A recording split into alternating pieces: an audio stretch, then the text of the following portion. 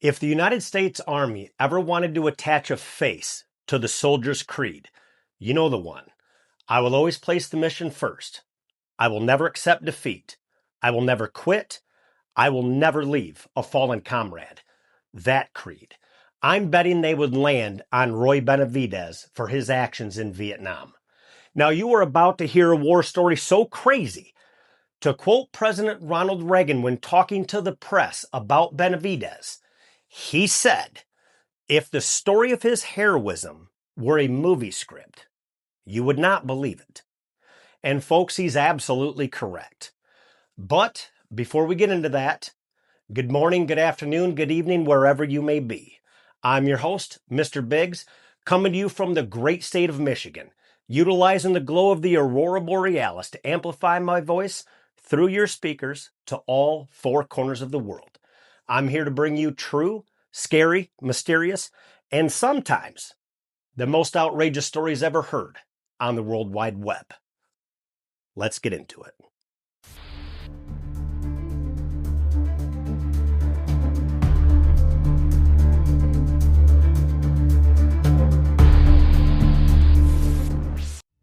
Born in Cuero, Texas in 1935, Roy had a pretty rough start to life. He had lost both of his parents by the age of 7 to tuberculosis. But his aunt and uncle quickly picked him up, moved him from Cuero, Texas to a small town called El Campo, which is located about an hour southwest of Houston, Texas. Now, life was pretty rough for Roy. Growing up, trying to provide as much as he can for his aunt and uncle, his family. He quickly found that by the age of 15, he couldn't quite keep up with anything, so he decided to drop out of high school to be able to work a lot more to provide for the family. He quickly figured out that being a high school dropout brought very little prospects. So, at the age of 17, Roy decided to join the Texas National Guard. And it wouldn't be long, by the age of 19, that he had decided to sign up full-time because he wanted to be an MP, a military police officer.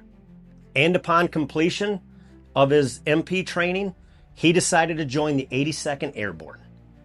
And in 1965, while assigned to the 82nd Airborne, Roy would be shipped off to Vietnam, where he was a military advisor for the South Vietnamese Army Regiment. Their goal was to gather intelligence for the South Vietnamese Army about possible Viet Cong infiltration into the SVA. When one afternoon, while out on patrol, Benavidez stepped on a landmine, sending shrapnel ripping through his body, severely damaging his spine. And the next thing Roy remembers is he woke up in Brooks Army Hospital, where the doctors would break the news to him.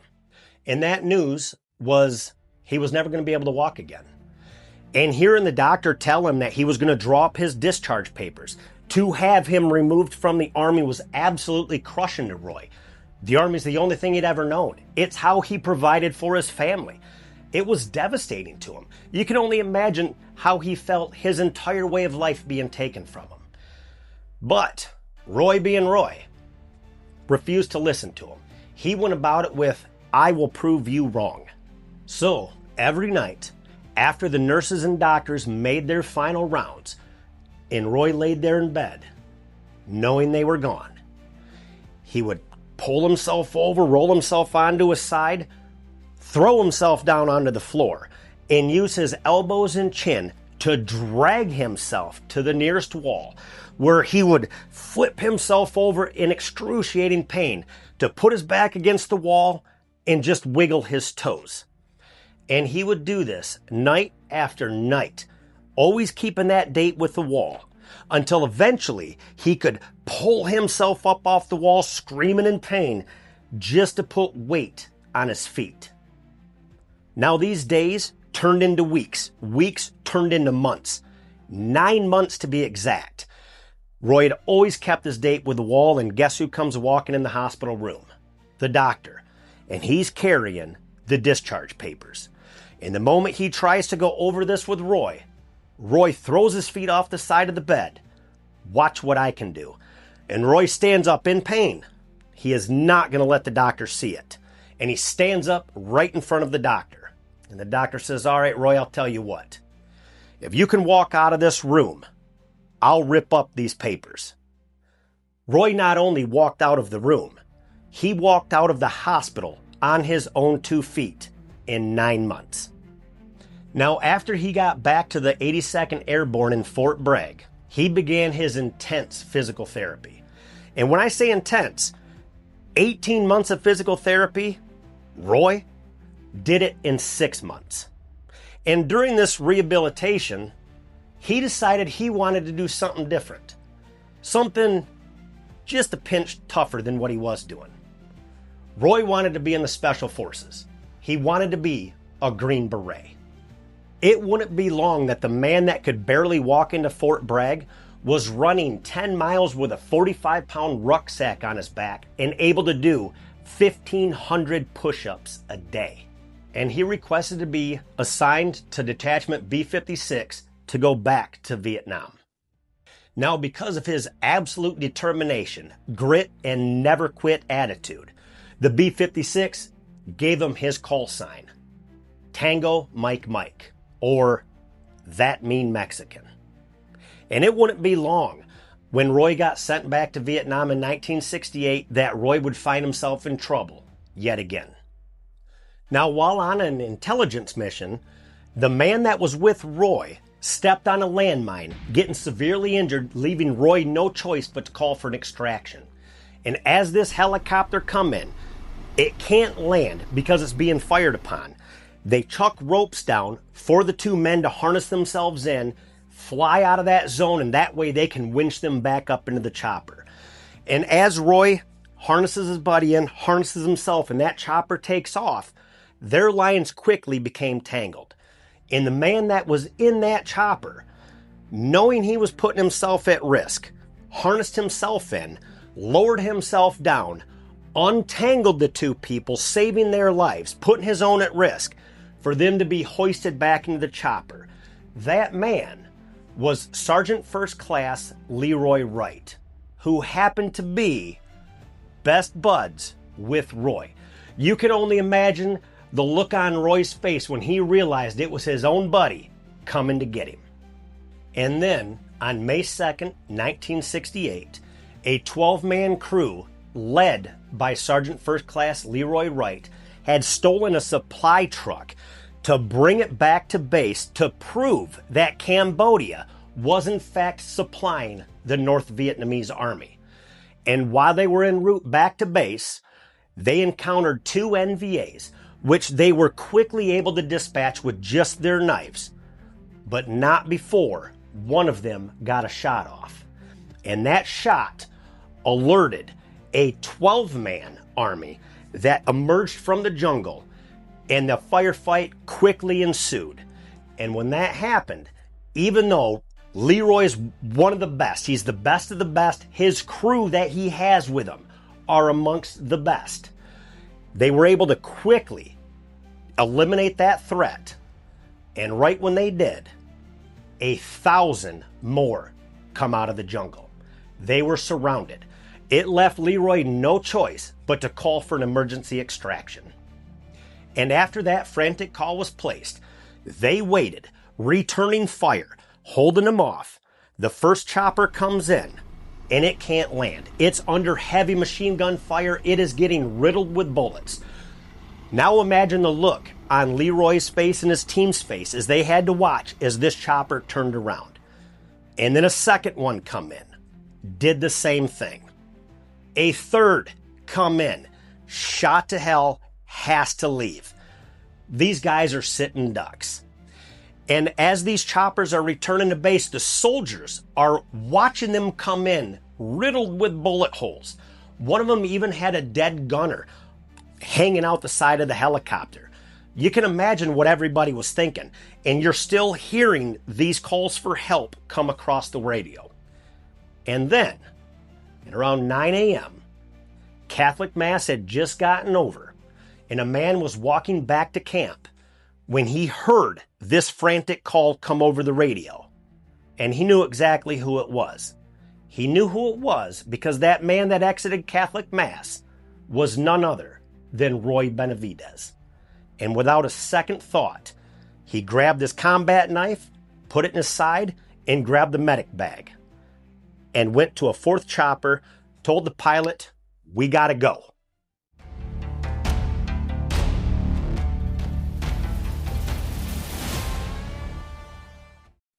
Arriving at the area, the bird can't land. It can't go anywhere because it's under heavy machine gun fire. These bullets are ripping through the bird like crazy. And Roy's looking up at the pilot. "Put the bird down, we gotta go now." And the pilot, you can see the tension on his face. He's looking back at Roy and he's like, "I can't." And Roy knew right then. All right, fine. Roy looks down at the ground, grabs his medical bag, chucks it out of the helicopter, and he jumps.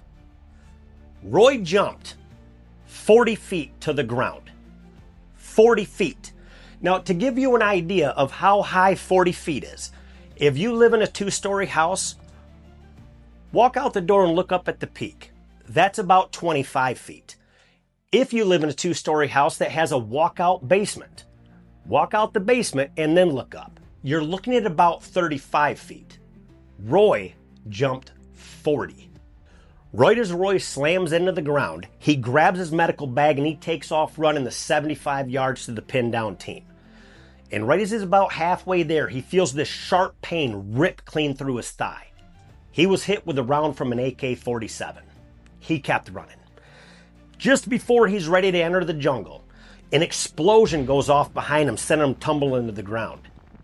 They threw a grenade at him, and that shrapnel ripped through the side of his face, ripped through his back. He's bleeding everywhere, but he finally gets to the scene. Upon arriving at the Jeep, Roy sees his friend, Sergeant First Class Leroy Wright, dead on the ground. Now, I'm going to pause Roy's story right there, and it's important that I tell you why later on. The moment that gun went off, Leroy knew all hell was going to break loose because they were surrounded by 1,000 NVAs. But Leroy sprung into action. While laying down fire to advance to the pickup zone, Leroy ordered his team in a tight defensive position. And as he's laying down fire, all of a sudden Leroy drops straight to the ground, unable to move his legs. He had taken a round clean through the spine.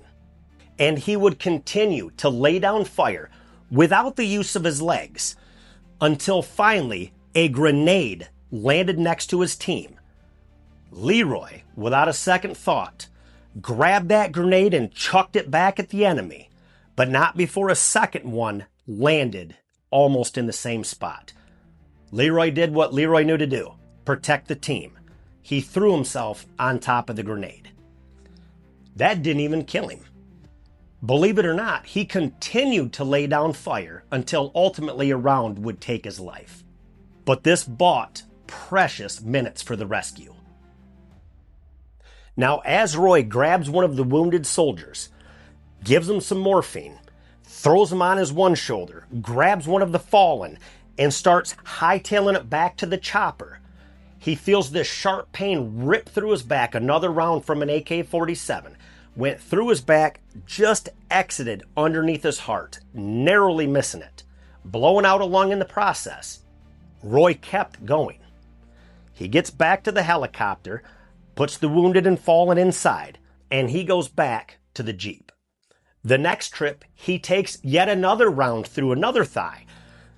Keeps running, keeps going back to the chopper, loading the wounded, the dead in, going back. And every time he goes back to the Jeep, he's scanning the area looking for any intelligence papers that could have been left behind. Because Roy knew he didn't want to give them anything, because anything they could use could put U.S. soldiers' lives at risk. And he was not about to let that happen. Roy is fueled with pure adrenaline at this point. But the more he's running, the more blood he's losing because his heart's pumping faster. Roy is running out of time. Right as Roy gets back to the Jeep again, he's picking up this pouch that had intelligence papers in it. And as he's looking at it, he's quick and go put it away. A bullet rips clean through his stomach. He grabs one of the wounded, grabs one of the dead, and as he's running back to the chopper again, he loads them in. And The wounded soldier looks at him. "Are you hurt bad, Sarge?" To which Roy said, "Hell no, I've been hit so many times I don't give a damn no more." And Roy went back. And on his way back, Roy's hit with another grenade that sends him tumbling on the ground. Shrapnel rips through his head again, and as he gets back to the Jeep, he's constantly wiping his eyes because blood just keeps pouring in him, affecting his vision. And as he's carrying another wounded back, dragging and falling, he gets back to the chopper, loads them up, and before he can turn around, he feels this powerful pow right on the back of his head that bounces his head clean off the side of the helicopter. And as Roy turns around to see what's going on, everything's spinning at this point because he just about got knocked out. Another one, and as what it was, there was an NVA that was butting him with the gun. Right, and the second one hit him clean in the jaw, shattering his jaw. And as Roy's trying to get his bearings about him, he's watching this guy trying to get his hands to work the way that he wants to defend himself. This soldier flips that gun around to where the bayonet part is pointing right at Roy and plunges it right into his stomach. Roy grabs a hold of him, he pulls his knife, and before he can do anything, he pulls that out again and he shoves it right in his stomach again. And Roy just repeatedly started stabbing him until the guy fell over. Roy is hurt bad. Now back at the Jeep again, Roy going back to the Jeep again, he has one more fallen soldier to grab and a final scan for any type of intelligence that could be left at the scene. And while he's doing this, he's holding his stomach. He's holding his stomach because his intestines are trying to fall out onto the ground. Because he wasn't only stabbed, he was sliced. And as this is going on, he heard a sound that just about broke his spirits. That was the sound of that fourth helicopter being shot. And rolling over onto the ground, he could hear the propellers digging into the dirt. And he knew it was downed. So he calls in for yet a fifth helicopter. And when he does this, he calls a short-range strike. And this is to where he takes a smoke canister and throws it only as far as he can. Now remember, he's hurt too, so he can't throw it very far. And he starts screaming into the radio, "Bomb the smoke! Bomb the smoke!" And he knows he has to go. And as he's carrying that last dead soldier out, he's got all the intelligence papers he can find. He starts hightailing it back. And sure enough, as he gets there, that fifth helicopter is already there. Bombs are going off into the jungle. And he sees these other soldiers loading everybody up into that fifth chopper. Right as Roy's almost there, he looks and he sees two NVAs come out of the jungle, just a firing like crazy. They're not trying to shoot Roy. They're shooting this helicopter. Now the door gunner, he's trying to turn and shoot at these people, but he can't. They only turn so far because they don't want you to shoot the tail off of your helicopter. He can't get him. Roy bends down, picks up an AK-47 that he saw laying on the ground, and almost like those bullets were guided by divine intervention, pow, pow, pow, pow, pow, gets them all. As Roy reaches the helicopter, his vision's failing, his adrenaline has worn off, he can sense the blackness coming in. Roy's got nothing left. Right as he reaches that helicopter, everything went black. He reaches the side and he just slumps right over. Roy's got nothing. The soldiers quickly leaned over the side, they grab him and they hoist him in and they start screaming, "Go, go, go!" And the helicopter leaves the area. Arriving back at base camp, the helicopter was quickly met with doctors and nurses that took the wounded, instantly got them treated, and about 20 minutes later, they would return with body bags to load the fallen, including Roy. And as the doctor's zipping up the body bags, he comes to Roy. And as he's zipping up Roy's body bag, he just pauses. He can't believe the hell that man went through. All told, Roy Benavidez was shot and stabbed 37 times. As he's looking over his body, he can see the intestines hanging out of his stomach, the folds of skin hanging from his skull, the pooled, coagulated blood filling his eye sockets. And all of a sudden, there was this otherworldly. No one could hear it because it was Death himself, the Grim Reaper, coming to collect. But the moment he saw who it was, quickly apologized. "I'm sorry, Mr. Benavidez, there's been a misunderstanding." And he hightailed it out of there because he knew he didn't want to go toe-to-toe with Roy on his best day. "We can take this up another time, Mr. Benavidez." And he was gone. Now, as the doctor's finishing zipping up Roy's body bag, the doctor reels back and he grabs his face and he looks and his hands are full of blood. Roy spit in his face. He couldn't move his legs. He couldn't move his arms. He couldn't blink because his eyes were glued shut with the dried blood. He couldn't talk because his jaw was shattered. The only thing he could do was spit. And he spit right in the doctor's face. Roy would go on to say later on that that was the luckiest shot he'd ever made in his life. Roy would go on to make a full recovery. You know, Roy would go on to say in an interview that he'd be damned if he was going to let a fallen U.S. soldier fall into enemy hands. If they were going to get us, they'd have to climb over a mountain of their own. Sergeant First Class Leroy Wright was posthumously awarded the Distinguished Service Cross. Staff Sergeant Roy Benavidez was given the Distinguished Service Cross as well. Now, many thought that Roy deserved the Congressional Medal of Honor, but that's something that takes years to get. And when they applied for it in 1973, it was already 2 years past the expiration date to apply. And the Army Decorations Board, when it was submitted to them, they denied it on that very reason alone. So jumping through all the hoops, it finally got presented to Congress. And Congress agreed, yes, Roy Benavidez should be eligible. And so it went back to the Army Decorations Board, where they denied it yet again, because the Congressional Medal of Honor requires witnesses. And while Roy did have wounded soldiers that he loaded up into the helicopter as witnesses, they were all doped up on morphine when Roy had grabbed them. So all of their stories, they were pieces, they were fragments, so they couldn't piece everything together to figure out what really went down that day. This was going on till about 1980. Until one day in 1980, a man by the name of Brian O'Connor, who was living in Fiji, decided to take a vacation in Australia. Now, while on vacation, Brian gets up, he goes down, he gets himself a morning coffee, grabs the newspaper, and he sits down, and as he's drinking his coffee, thumbing through the paper, he comes across this article about Vietnam, and it piqued his interest. It was about Roy Benavidez and the quest for the Congressional Medal of Honor. And he's sitting there reading the article and can't believe what he's reading. Do you remember the creed? "I will never leave a fallen comrade."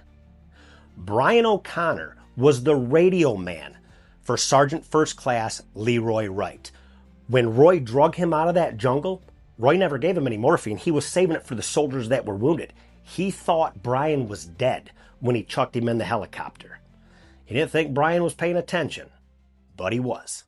You see, Brian O'Connor was quickly patched up and rushed back to the United States before he was ever fully debriefed. So he had no idea what was going on. He didn't even know who Roy Benavidez was.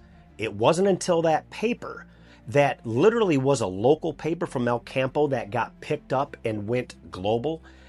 He recognized Leroy Wright's name in it. That's how he pieced everything together. And he would quickly sit down and write a detailed 10-page report detailing the events of May 2nd, 1968, and quickly ship them off to the powers that be. Master Sergeant Roy Benavidez would retire from the military in 1976. And then finally, on February 24th, 1981, at the Pentagon, President Ronald Reagan had the honor of presenting the Congressional Medal of Honor to Master Sergeant Roy Benavidez.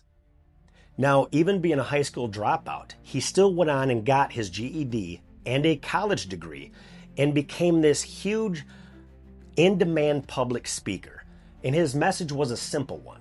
And education is the key to success.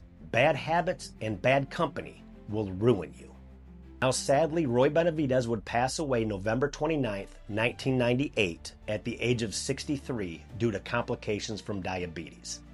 Now, do you remember when I told you I had to pause Roy's story and tell Leroy's? That's because Roy felt it was disrespectful to talk about his heroic actions that day and not that of his buddy Leroy and the things that he had to do to make everything come together. Now, there's no doubt in my mind that for decades, before he went to bed at night, before he shut the light switch off in his bedroom, Chuck Norris checked under his bed for Roy Benavidez. Now, to his wife, Ilaria, rest in peace. Thank you for your service. To his children, grandchildren, and nieces and nephews, your dad, grandpa, uncle was a giant among men. Thank you. Now you know the story of Tango Mike, that mean Mexican. I hope you enjoyed today's story as much as I enjoyed researching it and telling it. And if you did, please hit that like button, leave a comment, tell me what you think, hit that subscribe button. I'll appreciate it. Until next time.